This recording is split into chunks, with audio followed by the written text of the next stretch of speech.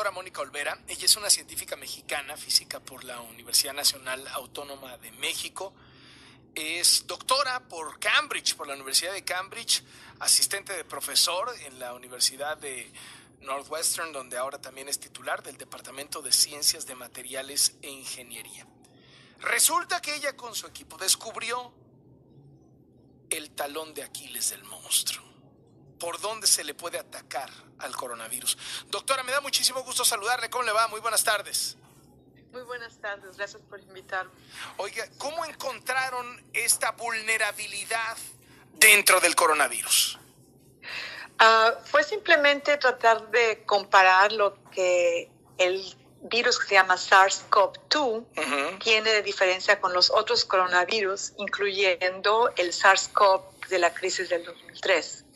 Y este coronavirus del SARS-CoV-2 tiene unos grupos que estaban muy lejanos del lugar donde estas proteínas se unen a los receptores humanos. Entonces nosotros los bloqueamos para ver cuál era la diferencia. Eran diferentes de los que estaban en los otros coronavirus y mostramos que si los bloqueábamos o mutábamos tenían mucho menos adhesión a las células humanas. Entonces esa es la vulnerabilidad. Si lo podemos atacar, entonces de crecer su... O sea, ahora sí que, como dirían los clásicos, les pusieron un muro a esas proteínas. Esa es la idea, bloquear todos estos grupos que son la diferencia con los otros coronavirus. Ahora, ¿qué resultados ha arrojado esto en términos de el contagio? ¿Qué tanto ha abatido el contagio esto? Yo, como le digo a usted, soy física de la UNAM y lo que hago es estudio científicamente cuál es la relación en energías de absorción del virus y de pegarse, pero no hago pruebas clínicas con pacientes. Entonces no puedo decir ni siquiera ahorita qué tanto impacto va a tener en la cura. Simplemente estoy dirigiendo a un lugar donde las personas no estaban enfocándose en atacar. O sea, como que les dice, a ver, vean esto, a lo mejor por aquí puede ser, ¿no? Exactamente. Entonces hay que todavía diseñar las moléculas que bloqueen todos los grupos. Estos grupos son 3 que le llaman polybasic cleavage groups. Nosotros bloqueamos uno ahorita. Hay que bloquear los 3. Entonces hay que hacer una molécula más complicada que pueda bloquear a los 3. Y también explica el trabajo que hicimos unos resultados anteriores que no sabían por qué, por ejemplo, con anticuerpos. Usted sabe, los anticuerpos, por ejemplo, se infectan animales, ve cuáles son la reacción al virus, y entonces esos se pueden usar para como atacar al virus. Algunos anticuerpos estaban atacando lugares que no estaban tan cercanos al lugar donde se adhiere el virus a las células, a los receptores humanos que le llaman en nasofaringeal, en la nasal y faringeal células. Y también mostraban que la transmisibilidad cambiaba si se atacaban o se mutaban lugares muy lejanos a ese lugar. Entonces explica también esto, por qué atacando lugares que no sean exactamente donde se une el virus tiene mucha influencia en la transmisibilidad y en la absorción. Ahora, esto tendría que tener un impacto en que se contagie menos el coronavirus, ¿no?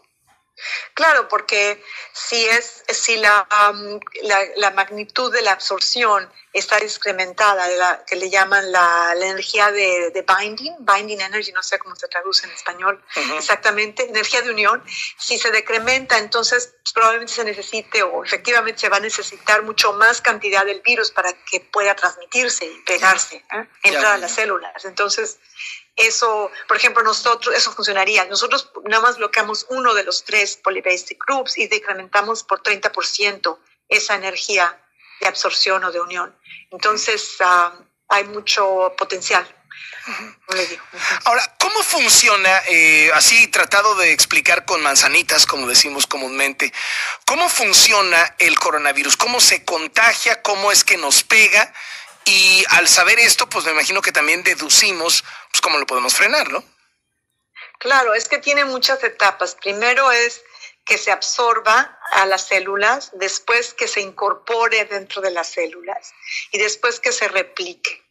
y que empieza a hacer muchas copias ya usando la maquinaria humana de las células humanas.